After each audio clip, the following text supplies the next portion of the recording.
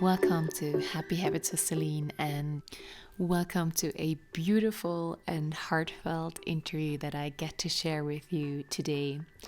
Join me to travel with and into the life of Hanna, who has had a big impact on my life and whose wisdom I love to hear and feel inspired by. Together with her husband Jack, Hanna is leading yoga teacher trainings all around the world, at the moment, of course, mainly online. And in this beautiful interview, she is sharing with us the power of presence and how loss can help you and empower you to be more present, and how it can empower you to really see the privilege we have to be here. She's also sharing with us what coping mechanisms are and how we can step more into vulnerability and take off things or unlearn sides of us that maybe are not us. Her story of loss is very tragic, and yet what it empowered her to do, that she learned to really hold space for herself and also hold space for others, is such a beautiful story to hear. So I really hope that you can take as much as I have out of this conversation, and I wish you a beautiful time. Maybe to just have a little introduction to you, Hanna. Who is Hanna? If you would have to give like a little snapshot of you. Well, hi. That's a really broad question. I don't know where to begin. I am a mother, a widow, a yoga business owner. Um, I don't know. I see myself as so many things, like a Mm-hmm. multitude of things. So we need to narrow that down as we go. Mm-hmm. Of course, that's Yeah. already a great introduction. And take us to, where are you in the world at the moment? I live in Canada right now since 3 years, um, north of Toronto in Ontario. Mm-hmm. And throughout your life, you have lived in different locations. So where are you originally from, and where has the world brought you? Yeah, I'm from Finland. I was born in Finland. Both my parents are 100% Finns. And when I was 3, we moved to Stockholm, where I lived for a couple of years. And then my school years I spent in Finland. Um, and then when I was done with high school, I lived a year in France and 1 year in Liechtenstein. And then I moved to Milan, Italy, where I lived for 9 years. And I had a Swiss boyfriend, so I feel like I was kind of in and out Switzerland a lot, spent all my summers in Switzerland Mm. in those years. And then I met my husband in Milan, who was Norwegian. And so we got married, had our babies in Milan. And when the babies were like 3 or 4 and 1, we moved to Norway, where my husband was from. So then I lived in Norway for 7 years. And then I moved back to Finland for 5 years. And now here in Canada for 3 years, which means all together makes 45 years of living somewhere. Beautiful. That's so many interesting experiences, I Mm-hmm. guess. Thank you for taking us there. And if you look at your life at the moment, we are in very special times. Where are you in life at the moment? How are you feeling about this situation? What is going on inside Hanna at the moment? Well, I feel really blessed. I live in Canada, and here we really, like, compared to Europe, like I'm learning a lot. I'm European, I feel like. I didn't know what that was before I lived in North America. Like, even just the term Europe to me sounds like a little bit silly. I'm like, what? Like, that's like, that could be 20 different countries or more. Like, what do you mean? But now I kind of get it that North Americans have it's a different land and that has consequences. Like, when we live in any country, that's the beauty of it. you get influenced by the surroundings, the seasons, the habits, and the culture that has been like boiling in that country for Mm. so long. So I feel really grateful to have all these different perspectives from different countries in Europe and now here. And it's really beautiful to be here. Like I'm falling in love with Canada because when Jack first said that we should move here, I was like, what? Why? Like, what would we do in Canada? Like, I'm an adventurer. Like, I would have been like all in for India or Thailand or some crazy country. And I'm like, what would we do in Canada? And right now, I live the beauty of Canada, the country, the nature, the freedom. You know, everybody who's here, most of us, maybe unfortunately, are so-called settlers or we came from somewhere to live here. Hmm. And so it's very common that people say, like, what's your heritage to each other? Which is a question that we wouldn't know to ask in Finland because everybody's the same, Yeah. like speaking in general, of course. Um, so it's really beautiful to see that and the way they embraced my kids in the schools. Like, we didn't even have any permits yet. And they were like, yeah, come on, everybody.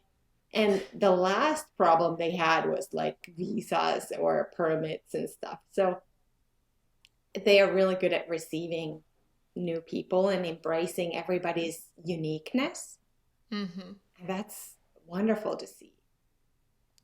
That's beautiful. It's really beautiful to see how you see all the positives that you have, because with Corona, you could be Mm, focusing on, I can't travel or I can't do all those things. But just to see how you can be blessed in any kind of situation just by what yeah. perspective you take. Yes. Yeah. I think, like, I guess since I have lived kind of like a chopped up life in that I've traveled and lived in different countries. I speak 7 languages because I lived in those countries. I did study a lot of languages in high school too, but I moved to France and had zero friends. I had no reason to be there. And the exciting thing for me was to create a life out of nothing.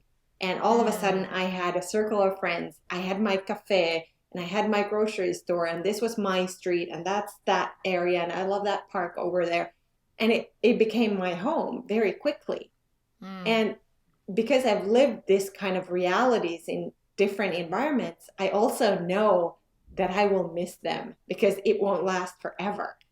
So I'm really present like a traveler is, right? When you travel somewhere even for a week, you go like, wow, look at the air, the temperature, the humidity, the the flowers and the trees, how they are so different from where I was before. So you're really present in the present moment when you travel, right? But also when you live as an expat in a country, I've learned that there's like a sweet nostalgia to, or nostalgia, I don't know, Hmm. to all of the places I lived. I had a really hard time in Norway, and now I miss it with my soul. The beauty of that country, the beauty of the buildings, the way they take care of things, just Mm. ordinary, simple things. And Hmm. now I would give anything to be back. And when I go back, I'm crying at the beauty of the way they serve a coffee or something like really Hmm. simple, or the way their trains look or, Yeah. the tickets or whatever. That's beautiful. So that's really interesting because you say you have this sense of adventure. I very much recognize that in myself as well. And that brought me like all over the world as well. And I'm curious to know, like right now, as you can't travel, or how do you work around that need for adventure? How do you satisfy that differently? Um, I think, I've never been as fulfilled in my life as I am right now. And I would never think I would be someone to say a thing like that. I didn't look for fulfillment. I didn't know there was such a thing as fulfillment or Mm. feeling at home. I don't know that I had that before. Um, I had the longing for adventure. I had the longing for change. My kids, even, they're, especially the youngest one, he's like, oh, you always want to go somewhere else. And then when you're there, you want to go somewhere else. Like he can totally, see that because he's lived in different countries and traveled lots with me and with us. So he has a different perspective. But I think that you want to look at what is it that I'm looking for in the adventure? Like, what is it that Mm. drives me? And it's Mm-hmm. clear to me that when I was really restless, because I was very restless, um, for change and variety, and I love variety and change also today. But back then, when I was very restless, I wasn't home with who I am. I wasn't home with the trauma that I had gone through. I Mm. I felt like the outer world was triggering me, you know? Mm-hmm. And so I rejected it. So I wanted something else, not this, anything but this. So that was kind of like a like those birds that immigrate. Like I had the yearning to go for adventure, go somewhere unknown where I am a nobody and I don't know anyone. And I'm not someone who is super confident. Like I'm afraid when I land and I'm not like, backpacker who's not like I'm afraid of being alone because of Mm. another trauma that I had in my childhood. Somebody broke into our home when I was 8 and I was alone at Mm. home. So it kind of like paralyzed me in thinking the world is not safe. If Yeah. your home is not safe, then nothing is safe. So I also have that aspect in me. So I'm not like this amazing adventurer, but my restlessness was bigger than my fear, right? So then that's why I would always want to travel. And right now, I feel that I guess it's maturity or something, but I almost feel like I'm traveling right now, right here, because I know Mm. it won't last forever. Like my youngest has 1.5 year of high school left. And when he's done, he might choose to go to university or whatever he Mm-hmm. chooses to do. Then all of a sudden, I am super resourceful. I have nothing that would, have me have this house or that car or like Mm-hmm. nothing makes me and Jack, my current husband, my new husband, like tied here. So in a way, maybe also as a fact of being a mother, you can see change. Like the change is happening without me looking for it. Like I don't have to go to Thailand to experience change. Like the change is already Mm. here, and I don't know that I yearn so much for it anymore because it is so powerful. The wind of change is here all the time, and that's why I'm so present. I'm loving whatever season it is. Like you would Mm-hmm. think like winter here is so gorgeous because it's like real, real winter, like minus 20 and snow and like crazy. And that's so beautiful, right? And Mm. then comes summer, and summer is hot and humid and intense. And I never knew I would need an air conditioning in the house, right? Mm. But we love it. So that kind of explains how the extremes go from one place. So there is a lot of variety. Mm-hmm. So all of a sudden, I don't need to run for it. And Mm. yeah. So with COVID, I guess I do a lot of internal traveling. I read a Mm-hmm. lot. I, spiritually Yeah. feel like I'm feeding my soul. Mm. So then I don't feel like I'm restless or I don't have the urge to reject my environment, Mm. you know? Yeah. I love that there were so many things you said that I loved, like the being at home. I very much recognize that in my own story as well. Trying to find something in the outside, being driven for change. And in my story, it was very much like trying to find that really feeling at home and belonging, and Hmm. where what I really love, as you say too, now you're doing internal traveling. I think that's such a great, like that's actually the greatest travel of there is in life, because we have this whole universe inside of us. And that's so interesting what you can uncover and what you can find within you that actually you can never find around you. Yeah. So that was so beautifully put. Hmm.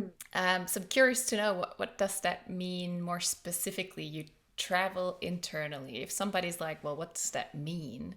What do you do to travel inside of yourself? What I do is this.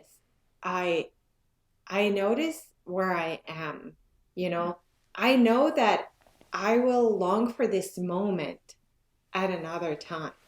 Like, you know what I mean? Like when we were Mm-hmm. in India, remember you were with us, when was it? In March March 2020. 2020, yes. And I had some really amazing moments of bliss, really, like just pure bliss by the Ganga River. And I'm sure I've told this story before, but Anna and myself, we bought some malas and we wanted to bless them in the Ganga before we would leave. So it was like maybe the final day. And we had our malas and it was sun was like afternoon, so kind of soon gonna set. So maybe it was 4 p.m. and this golden light by the Ganga River was everywhere. And we were like two 6-year-old girls laughing and sparkling the water on our malas. And that instant, even though it was, maybe it lasted for like, I don't know, a minute or something, we were in a hurry. That moment is so powerful that it inspired me to create a meditation right when I came home. And it's a moment that I revisit. And Hmm. so it's almost like a portal, or a moment of light that I didn't look for. I didn't do anything to, I was just, like a child, we're in a happy place. And that's obviously easy in India in a context like that because everything is taken care of. You just make sure your butt is on the yoga mat in the morning and then it's on the floor when lunch is served. And then we Hmm. do the mantra and everything's taken care of. So you can really go deep. Whereas at home, maybe you have more responsibilities. So it's not so easy to just float. Things Mm-hmm. will come. Oh, the bill that needs to be paid, or oh, the dog, like kind of things that bring you back to kind of do mode. So Mm. traveling internally for me is often, it happens without me actually trying to make anything happen. I can have Mm. like an internal yearning for, say, Norway or Italy. Like think about a town by the Mediterranean where you had a coffee once and you looked over and you could feel the wind, and it's really deeply nourishing. And I don't know, there's like something about like maybe past moments, and this is not something I meditate or write about or do anything. They just like appear in my mind and I go like, And so if this happens about the past, I know that it's going to happen about this moment too. So when I walk Mm. my dog and the sun sparkles on the snow and makes me squint because it's too strong and I can't even keep my eyes open, but I keep walking, that's a moment of pure bliss Mm. that I think will somehow have an effect on me. The environment where, prana comes in many ways, with pranayam, with breathing, or uh, even from your environment, the life force that pulls you forward, like your future is pulling you forward by every step. So being present in these ways, and usually I don't really talk about these things, you happen to ask. So it's fun to share, and I hope it makes sense. It does. What you just said is really interesting. Like, you take the past as a collection of moments that then help you to also become more present now, Hmm.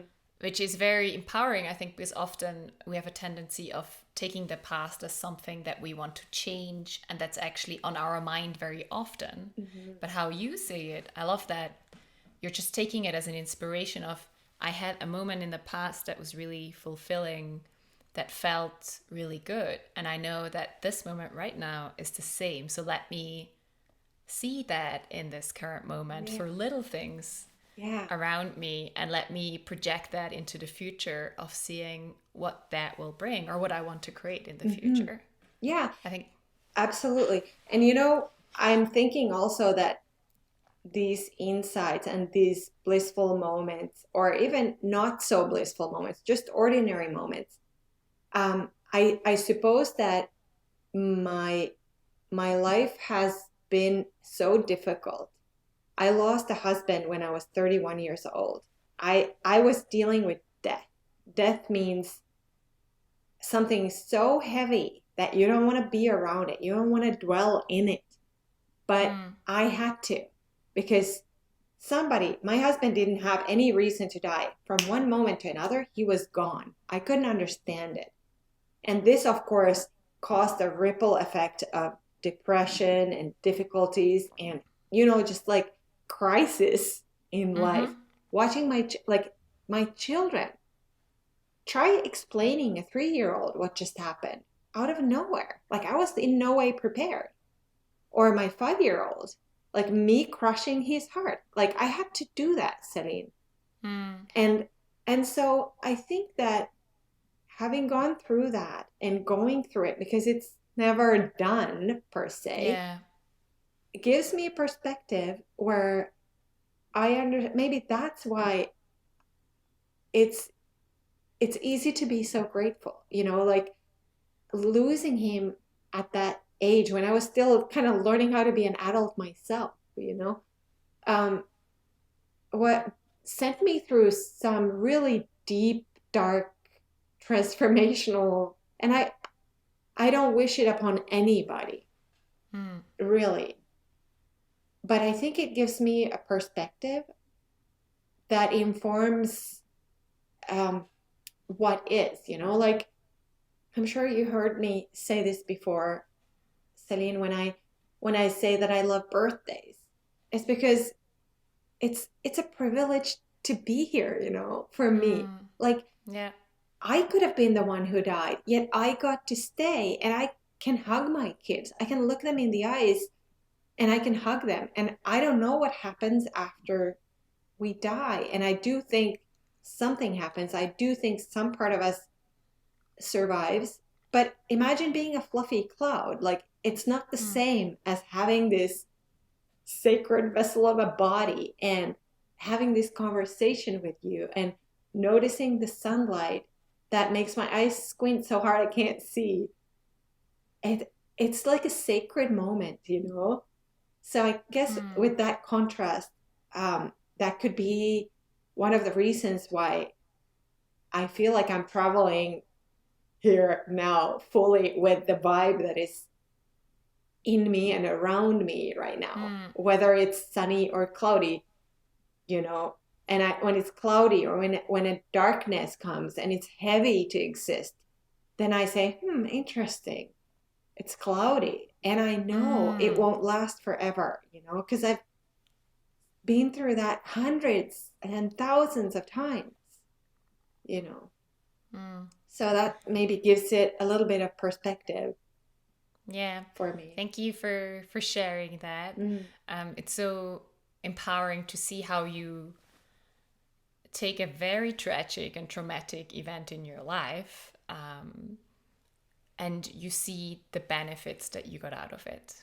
Yeah, You I see I how that have to. empowered you. Yeah, because otherwise it will kill me too.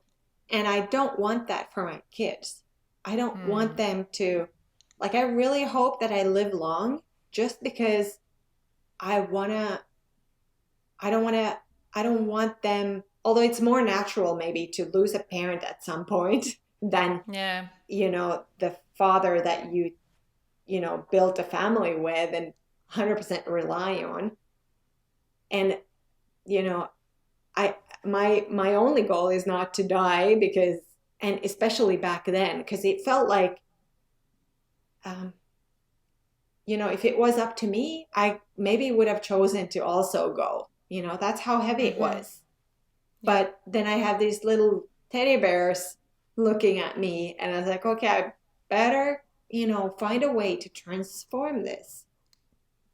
And it took me many years. We're coming 14 years now in March will be that I'm a widow. And now I can talk about it without crying. But have you and I had this conversation 4 years ago, we Mm-hmm. would both be sobbing right now because you could still feel the pulsating pain and the wound that was like, you could feel it. Whereas now, maybe time and tools and Jack and all of our students, like, we have a thriving yoga community, and we lead hundreds of people through yoga experiences and teacher trainings. And we are the lead facilitators. But really, what happens is that they teach me. I learn Mm. so much from my interactions with other vulnerable, beautiful, raw human beings.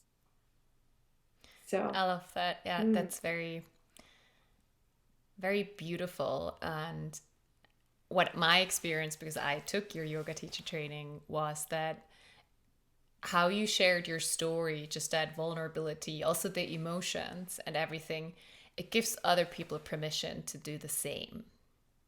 It also gives other permission to go through something hard and find it hard because it's really traumatic, but keep going, yeah, and to then use that story to do to do good, to yeah, help other people in their lives, to help other people. I really think your story is so inspiring to so many people, and I've heard you tell your story several times, and I see it in people. I see it in their eyes. You touch people's hearts, and that is just so beautiful to see. So thank you for doing that in the world. yeah. The sixth, I think, stage of grief is meaning. Mm. When you manage to see the meaning of it, and now we're not talking only about death and stuff, but Mm-hmm. any trauma will cause us to go through some grieving. I think the lost part of ourselves, right? The part of us that could have been something else. Like sometimes I was so angry and bitter, like I was like my 30s went straight down the toilet because I was always crying. I was always a mess. I wasn't pleasant to be around. Mm. I lived in a country I felt like I did not belong to. It was Mm. not fun for the people around me. Certainly not fun for me. And so the grieving of what could have been for all of us have been sad and scarred at some points, even if it's Mm-hmm. less like, because my example is so dramatic. It's easy to think, well, I didn't lose a husband, so I don't have any uh, reason to actually be depressed or something. But I Yeah. think it's not what happened to us, but how we kind of find meaning in it. And if we allow Yeah. ourselves to actually admit that it did hurt, because we have the coping mechanism like childhood stories or little hurts from when we were young. And then we think, well, I should, get on because I didn't have all this crazy trauma happening, but it Mm. did hurt. And to understand that, to cover up those hurts, we adopt coping methods like traveling or Mm-hmm. drugs or Yes. alcohol or codependency or you name it, right? And so to have the courage and the space to look at our own coping mechanisms and notice that they aren't really working anymore. Maybe they Mm-hmm. did when we were 18 or when we were 8, but now we want something else. We want something more true, something Mm-hmm. more real. Like we don't want to be puppets of Yeah. our surviving mechanisms, right? And that's where therapy might be really helpful, and environments where you actually are loved and lifted for who you are, no matter what your story is, Mm-hmm. you know. Yeah. I love that shift that you just described from being puppets, because we all kind of adopt these masks as we go through life. We all have childhood experiences that might be really small, that scarred us, and going into vulnerability and kind of taking those things off. Mm-hmm. And I think that's where this, for me, coming home lies in Yeah. finding that home within you by just taking off the masks and traveling inward to see, hey, who is there and what happened and what are the pains and what are the gains and Yeah. what is all those things that I got to live in life that brought me here. Yeah.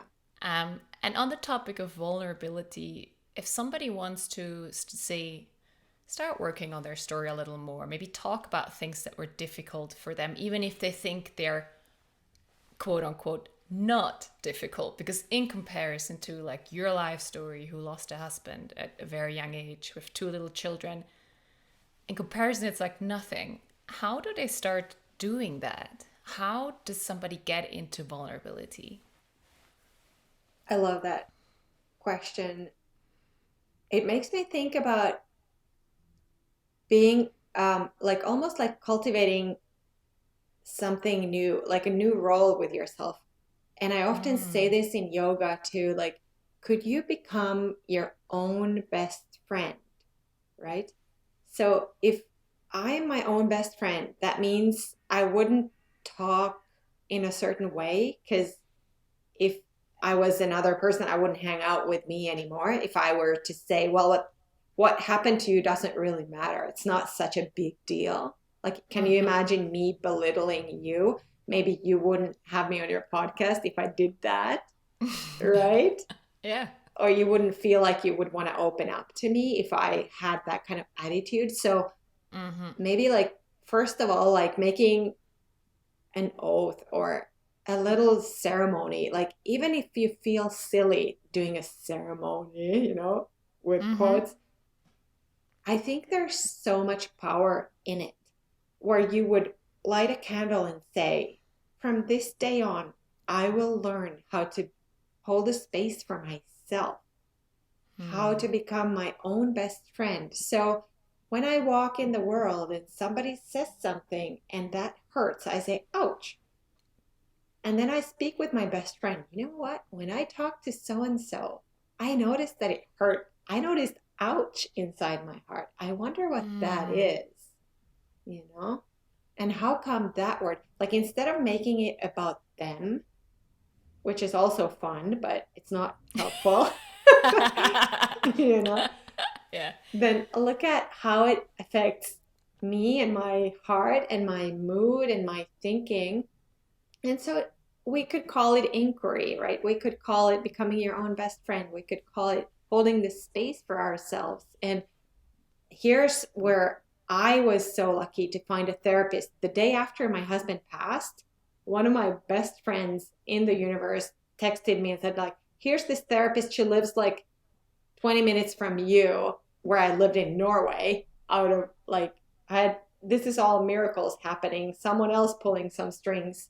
Mm. And I found the most gorgeous therapist on this planet, and I went for 5 years. And she taught me how to hold a space for myself. She taught me how to not judge me or assume that I should, like teenagers are like that. I see my teenage boys more or less. Sometimes you can see when, especially when they were younger, like, oh, this one is so and so, and I'm like this, and this is good, and this is bad, Mm. like really quick to kind of, and that's when we start to learn how to place ourselves into the world, right? Yeah. So it's an important process, and they take distance from their parents because they need to find themselves. And it's also super important because we do want them to find their own personality and not just Mm-hmm. walk in a where I tell them what they are or should be.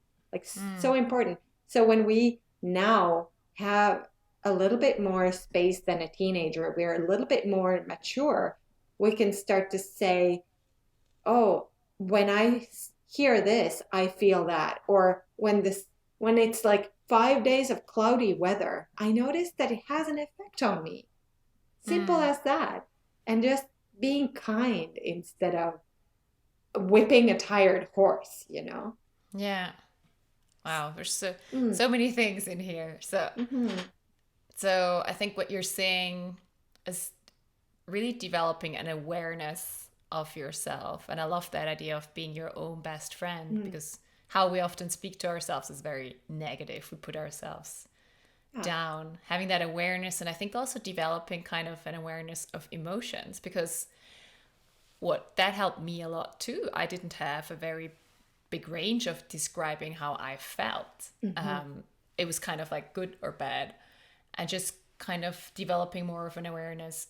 What am I feeling? What does that make me feel? What is the name of that feeling? Yeah. Having something to actually call it. Hmm. I think that is something you beautifully described. Yeah, because And I think as children, teenagers are children, right? By law, they are. Um, we learn how to like label things real fast, but yeah, then we we could like evolve that a little bit now that we are a little bit more free, right? As adults. And those systems worked when we were teenagers, but they don't work now if we mm, want to live our fullest life, yeah, right? The yeah, I love coping, that. mm, Yeah. What the image that came to my mind was like we learn how to box yeah. people and box things to make sense of the world and make sense of ourselves and have that identity of. And I loved how at the first question you said, this is a huge question. And it was like you were refusing to put yourself into one box because you're not, and Hmm. you accepted that of yourself. And it's like maybe stepping into the process of vulnerability is really opening that box. Hmm. And Yeah. that can be, I think that box can be really big. It can be like hundreds of boxes that we accumulated throughout our lives. And we're kind of trying to push things away to get to that Hmm. core, the light. I think the core is the light. And that's Yeah. what we kind of all want. Yeah. Um, and the box is keeping us from accessing that light. Yeah. And it can be scary if we're not used to it, you know. And I want to point out that I'm learning every day still. Like Jack, my relationship with Jack, who's my husband since 5 years, we've been together, I think, or no, 7, he said the other day. I have no idea of time. So, anyways, many years. And we have our business together and we do everything together. We live together, we travel together, everything. And he's very different from me. He's an Mm, engineer, whereas more an artist type of person. Um, and so, of course, everything we do, we have a totally different expectations for when we mm, get up in the morning, what should happen next. Like for me, I don't know. Whereas he has a long to-do list and he's excited about it. If I had a long to-do list, my need for variety and adventure would be like killed and I would not thrive. mm, So that's one example. But also, what he teaches me is that, you know, it's okay to be who I am.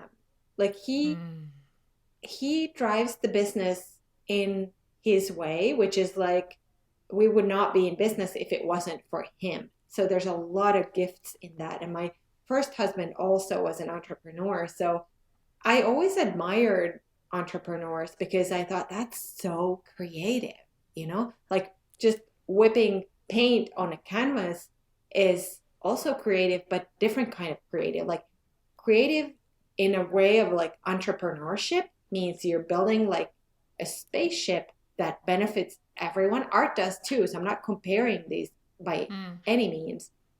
But I was just so amazed because I did not have that kind of drive. I don't think I still do have that kind of creative uh, pulls in me.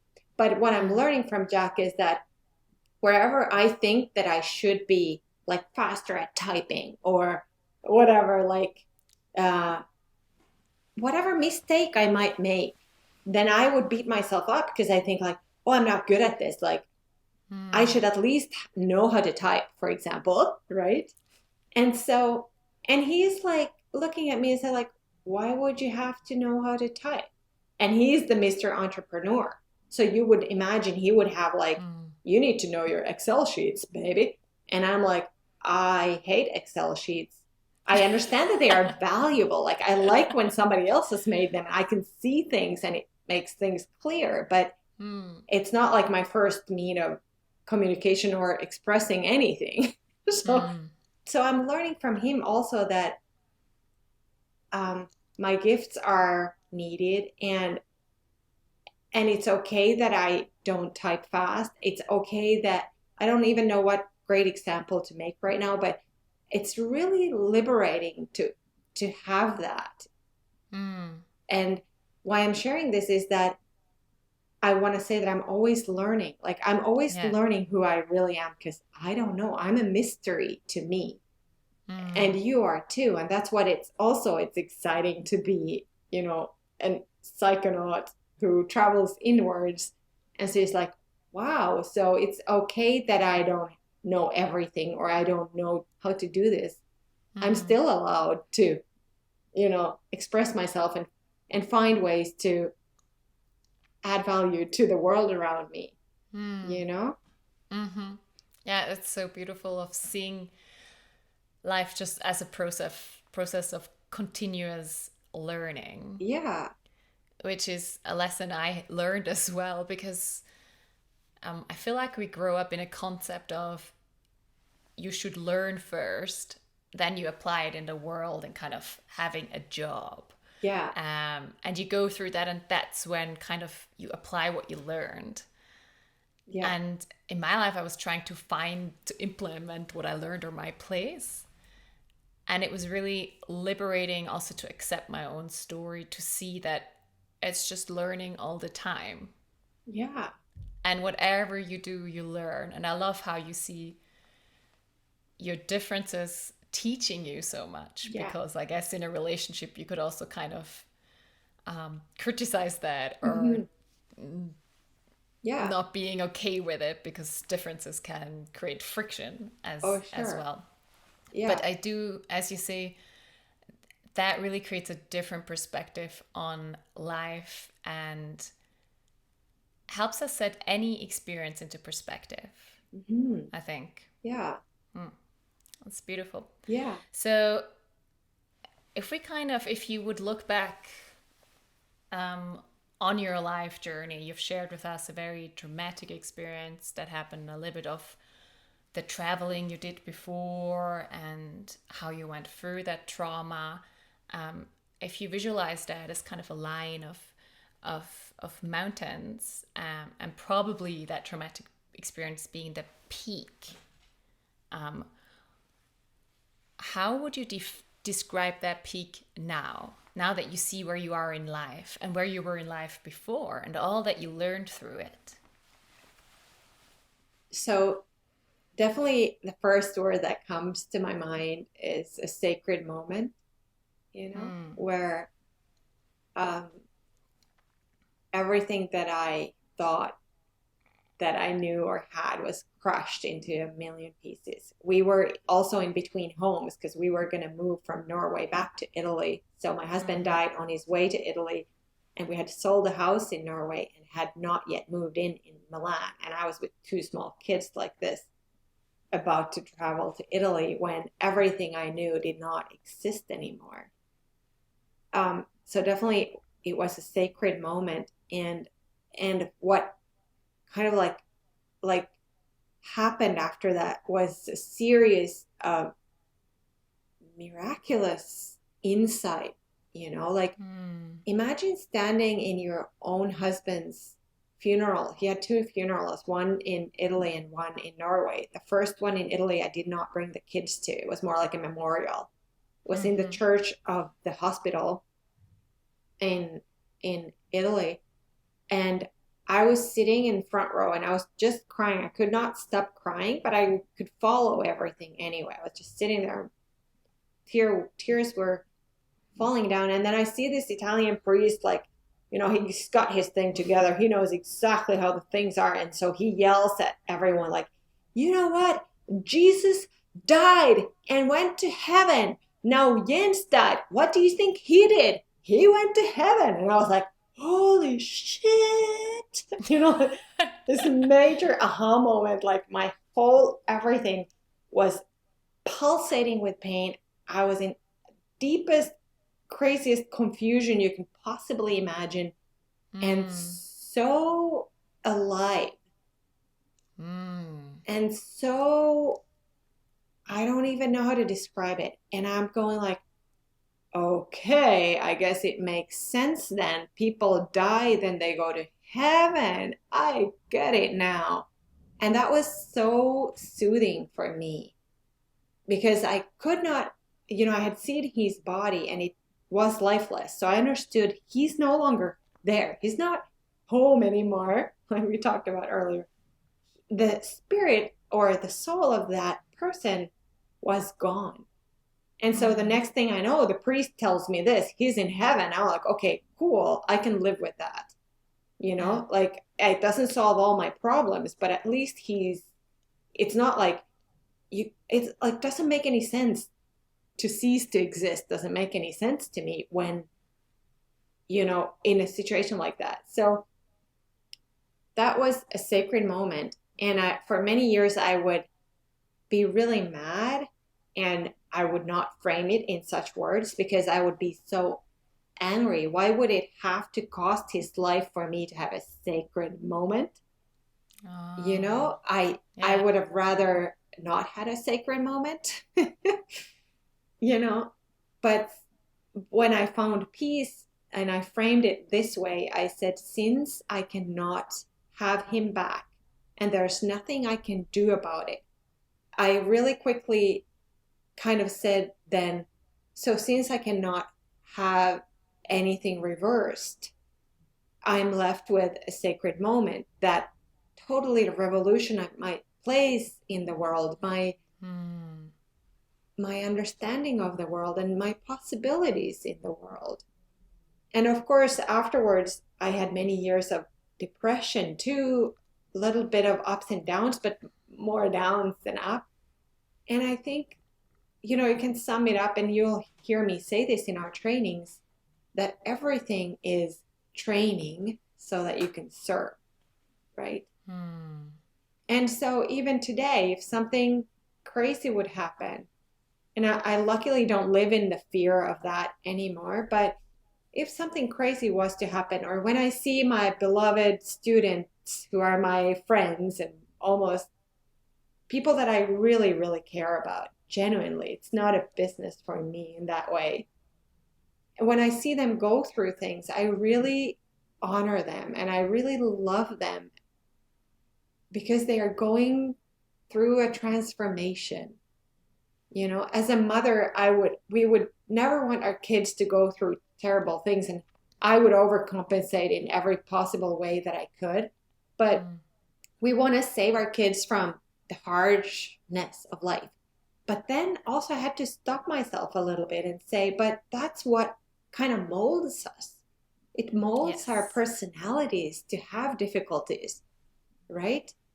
And so we need to find some kind of, attitude with understanding and letting each other go through our difficulties while we Mm-hmm. love on them with every cell in our body and support them versus trying to fix them or tell them what to do.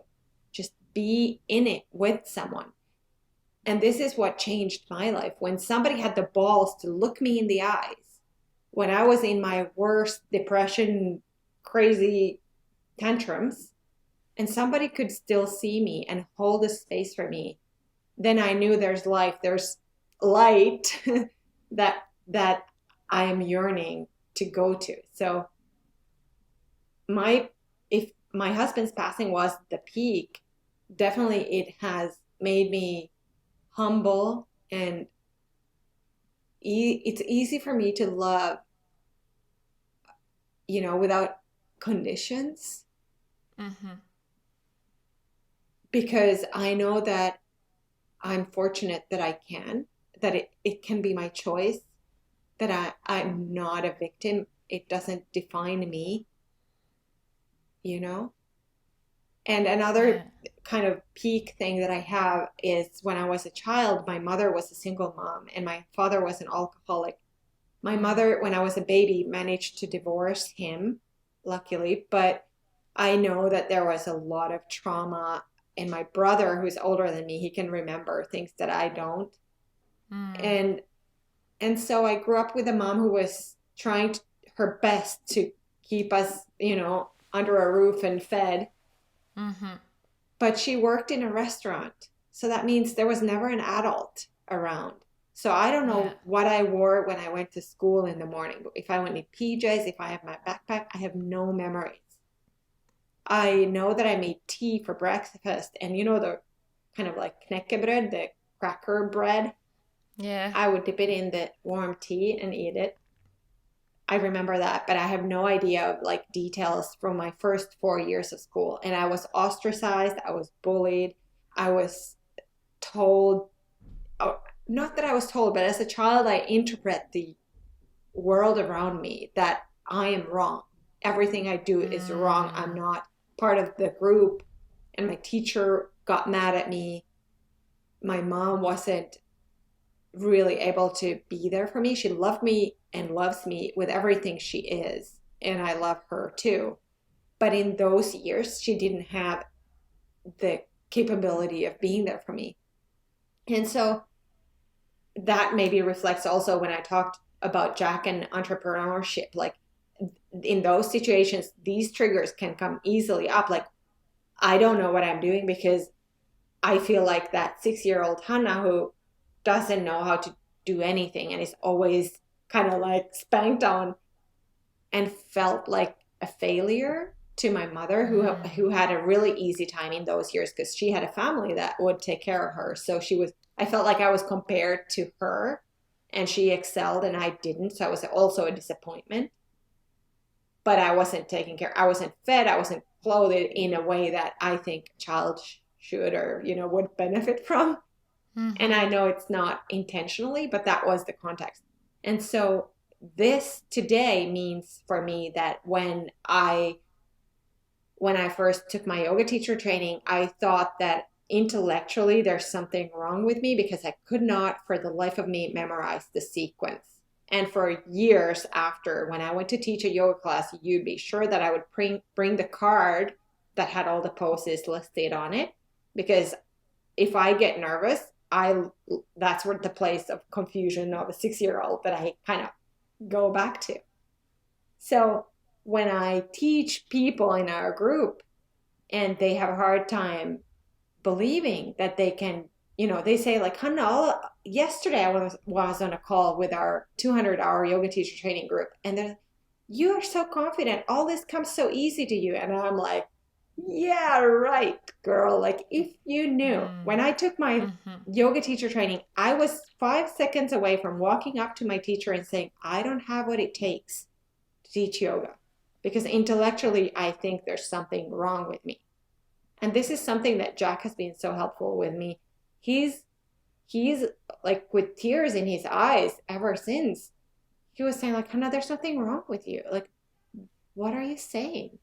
And he's held my hand when he was the one I taught my first yoga class to in his brother's bedroom, tiny as this table kind of. And I was like so afraid and so shy. I was sweating and I was like whispering the yoga poses, halfway lift, exhale, fold, inhale, reach up. The whole sequence like that. So terrified. And then I saw he was sweating because it's a demanding practice. I was like, holy shit, this is working. I can't believe it. So Yeah. this is another mountain that I've climbed of believing that I don't belong and that there's deeply something wrong with me. Because that's how we interpret as children. If your parents got divorced when you were a child, you'll find that you blame yourself. Or my oldest Mm-hmm. thought he could have saved his father when he was 5 in a different country. He thought he should have saved his father. So Wow. imagine how we are as children. That's just the way we are wired as human beings. And it's been really helpful for me when somebody says like, oh, but you're such a leader. And I'm like, yeah, I actually did not wake up like this. I didn't think I Yes. had what it takes. And now I feel so free and I feel so fulfilled because I don't think that way about myself anymore. I don't think I'm a rock star, but I allow myself to try. Even if I might suck, I'll still try, right? Yeah. So a lot of learning and unlearning. And we always Mm-hmm. hear these things like conceptually, but for me, that means that I'm not stupid. I used to think that I am stupid Mm-hmm. and that I don't have what it takes. And if I keep saying these things, we come back to being my own best friend. If that's the environment that is inside of me, it's hard to succeed. It's hard to, feel fulfilled because I don't let myself. So, just the first step also here is to allow for yourself to be something else than what you thought. Like, be open and curious. Like, if I was not stupid, then who would I be? And I've Mm. shared this a million times, but maybe this was one of the most transformational moments for me when Jack said this, when I had just met him. He said, I wouldn't be the person I am today if it wasn't for my first yoga teacher training. And I found that so intriguing. And I was like, okay, so who would I be if I Mm. allowed myself? And I'm not saying this to enroll anybody. Everybody who's joining these trainings is because they have an inner pull. And there's Yes. many ways to find, nourishment for this pull. But what yoga teacher trainings do, I think, is that they give you an opportunity to look at like, okay, so this happened and what else is there? Like Mm. I thought this was it and what else is there inside of me, you know? I love that. Mm. And I think this example illustrates so well how important it is for us to share the story Mm.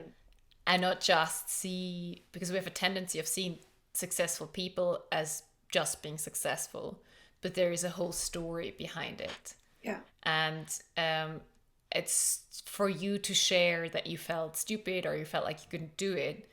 It gives other people permission when they're in that stage to believe that they can break through that too. Yeah, they can try. Like we can at Yeah. least like take the because oftentimes we give up before we even try. And this Yes. comes from someone who just stepped off the stage with Tony Robbins last week. We were teaching in Mm. front of 2,200 people. And when Jack and my eyes met, when the lights were going, like in a disco, like boom, boom, like this, and we were just laughing because it was so amazing to say, look, we made it, you know? Yeah. Just symbolically for us. Yeah. It was such a celebration. Yeah. I think that is really beautiful because it just helps us to see life more as a journey. Yeah. And we all have these beliefs that we pick up through childhood. I loved what you said about unlearning. Yeah. So it's like a process of learning what serves us, learning who we are below the masks, the boxes, and unlearning what doesn't serve us Yeah. and what we kind of acquired through Yeah. other people or just learning because as children we try to make sense of the world and we all adopt such beliefs that Yeah. actually don't serve us. Yeah. We don't ever question it either. Yeah. It's like, Yeah. have you seen that picture where they tie a horse to a plastic chair and the horse could just walk away because the chair is so light, but it stays. And that's how we Mm. are with our own ideas about ourselves too. Yeah. Oftentimes, I think like, oh, but I'm not a good listener or I'm not a good whatever. Like all these ideas we have about ourselves, I don't think they are true. They are true if you believe them and you behave Yes. according to them. Yeah. But you could also question them and say, what else could I be if not just this? What else is possible? Mm. That's so beautiful. Mm-hmm. I think that's a question we could all write on a board. What Yeah. else is Yeah. possible or what else could I be? Yeah. And it also really illustrates the power of the words I am and how we label ourselves and create our own reality through the words we use. Yeah. Um, that's so powerful. I could talk to you for hours, Yes. Hanna. This has been a really, really interesting conversation. Yeah. Um, but I just want to finish off with a few questions because this podcast is called Happy Habits. So, if you could give people one happy habit, one thing that you think people could help people and could kind of, through helping people, make the world a little bit of a better place, what would that be? That's a tough one because um, I'm a person who loves variety. So Mm-hmm. I probably won't tell you that you have to meditate every morning for 10 minutes in, crossed leg position. Um, Although if it nourishes you, you should definitely do it. Mm. Um, Healthy habit for me definitely is nurturing my spirituality, my soul, and Mm. asking myself what it is that it needs. So maybe it is meditation, or maybe it is talking with Celine. Maybe it is reading or, looking at the signs that come up in my life, reading about things that nourish you. Mm. And like going away from the like have to and must mentality. Like really like today I'm feeling tired. Either you can pump up because you want to, or you can take it easy because you want to. Like instead of being just like an autopilot on an autopilot. Yeah. That would be for me the healthiest habit I can think of is to be in sync with myself and be kind Mm. and create a true relationship, like real things, real conversations, you know. Mm-hmm. Yeah, that's, I think, very beautiful and kind of sums up all different practices you could do Yeah. to connect yourself and really puts the importance on looking at what do you need. Yeah. And staying with Because, people that lift you up, that inspire you. Oftentimes, when I first started on this yoga path, I felt kind of lonely. Like I didn't have yoga friends, mm, And then instead of making the world wrong, then I need to create a following. So I started teaching yoga, and all of a sudden I was with people who wanted to do yoga with me. I didn't have it handed to me, I had to create it myself. And today I feel that I'm so rich emotionally because of all the people that are in my life, the community that like people could mm-hmm, call work, but for me it's not work. It's where my soul thrives. So that's a really important habit to pay attention who you spend your time with. mm, And beautiful. yeah, it doesn't mean you want to be mean or anything, but just be mindful about people who somehow feel like it's an interesting exchange, Mm, in mm-hmm. conversations and activities. Awesome. Hmm. Are there any thoughts that are still on your mind that kind of you would want to share? Yeah, I think that I don't know if it's hallucination, but I think that loneliness is really rampant right now, of course, with the lockdowns, but Yes. even before the lockdowns, I think with social media, we somehow it pulls us apart versus bringing together. Yeah. And if anyone who's listening is feeling lonely or like semi-depressed, I just want to say that it won't always be that way.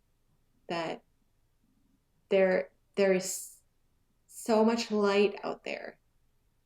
Dare to find activities that nourish your soul. For me, it started with art. When my husband had passed and I lived in that town where I didn't feel really home, I went to the art museum and I looked at the art pieces and I would read about the artist. And then I was blown away when I looked at something and I could feel something when I looked at somebody's painting or a sculpture and I was blown away. I was like, how is this possible? Somebody made something. And I understand I wanted to know who it was so that I could put the piece of art in some kind of context. And I'm not saying like study, art history, just quick glance. Often there's like a little leaflet that comes when you go to see something. And Mm. I felt like that was so amazing. I felt so surprised and less alone in the world. And I wanted to be that consumer of that piece of art and receive, somebody put their whole life into creating like a weird sculpture. Mm. So I wanted to be the person who caught the piece of art and say, wow, look at that. And so that was nourishing for me. That's how spirituality all started for me. Are we all connected somehow? And Mm. even if I got a different experience than what the artist actually intended, I still had an experience. So that's magical. And then I think, so how can I contribute like to this massive humanity that is full of information and art and books and you name it? How can I be of service? What can I do in order to, I can't just consume, I felt like. And so now I feel like the way I contribute is talking with you, talking with people in our trainings, like creating real soulful connections and Mm. and like looking and gazing at life with incredulous eyes and saying, can you believe it, Celine? You and I met in India and now we're having this conversation and you are making this happen. People are listening. They will have some insights all because you chose to make this happen. That's amazing. Like really the ripple Mm. effects we will never even know. And that's not even the purpose of this, I Mm-hmm. suppose. But that's another thing I wanted to say. If anyone should feel lonely, connect emotionally with like-minded people, with whatever, music. A lot of people have those emotions with music. And I think it may make you feel less alone. It's not always about finding the perfect partner and the perfect community to live in, but really it's like there is a choice we have. And sometimes, like toxic positive psychology is not my cup of tea. I don't like that. But I do think that we can make miracles for ourselves if we want. So, Wow, that yeah. was a beautiful way to finish. And I love that idea of kind of like, it's like downloading energy, not only from people, because we always feel like we need people and we need to be present with people, but from things. Seeing the people behind it and just the interconnectedness of things and people and the world Yeah. and feeling connected through that. Yeah. That's such a beautiful picture. It is. It Yeah. Thank you is. so much for all that you have shared and all your wisdom and your inspiration. So, in case somebody would like to take a yoga teacher training with you guys, which I highly recommend, how could they do that? You can find us on happyjackyoga.com. Maybe you have some show notes where you can put our Insta Mm-hmm. handle and website. So Happy Yes. Jack Yoga. Happy Jack is my husband. Yeah. So we chose to go by his name. And so that's our website. Also reach out to myself and Celine. We're happy to share more. Any Yes. questions? We do short trainings, long trainings, all of it online. And as soon as we can travel, we will again start traveling. We'll go to Peru and Mexico and India, hopefully Finland. So Awesome. that would be Now lovely. we have to do a follow up of this conversation Yes, because there's a lot more topics we can sure. talk about, I'm sure. I'd love to. Thank you so much for your time, Hanna, Thank you. and I wish you a beautiful rest of your day in Canada. Thank you so much. Bless Thank you. you. Thank you. Thank you so much for joining today's conversation. I really hope that you could take as much out of this as I did. I loved all the wisdom that was in here, all these inspiring moments. And I would love to hear your thoughts. You can contact me on Instagram or on Facebook. And if you would like to join me for a retreat because we can't do retreats in person at the moment. We decided to move them online. So at the end of February, we're doing a 1-week home office retreat designed to really work with your home office hours. So there's going to be a session in the morning and in the evening. And the aim of those retreats is to really help you boost your immune system and to help you take charge of your health and happiness, which I think in these special times is such an important thing. And also having a little bit of a community, people who want to join the journey at the same time as you. So if you're interested in that, I'll put the link below. And it would be an honor and really beautiful to see you there and to practice together. And I wish you a beautiful day ahead. Talk to you next time.